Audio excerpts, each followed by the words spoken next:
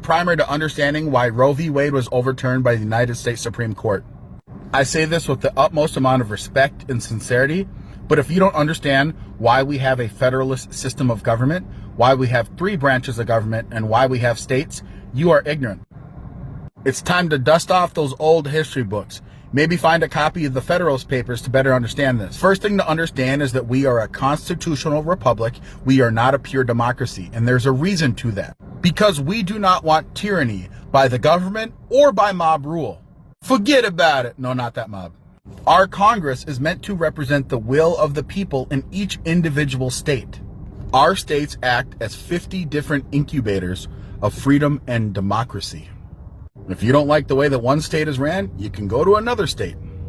When it comes to the federal government and our rights, our founders realized that they needed to enumerate specific rights that the government could not infringe upon for any reason. Because without protections for those specific rights, tyranny would happen. Now, we have millions of rights that aren't listed in the Constitution, but the government can infringe upon them.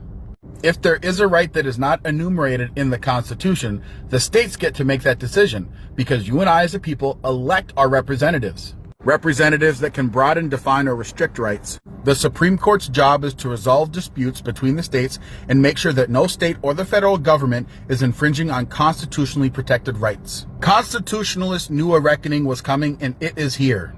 In general, the Supreme Court has had 2 types of judicial philosophies.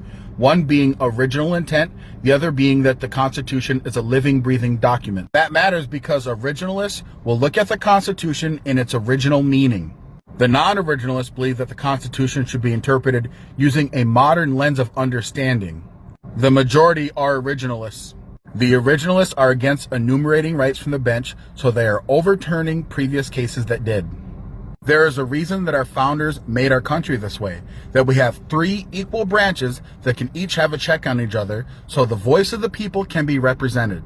Legislators that are elected should be the ones making laws, not courts.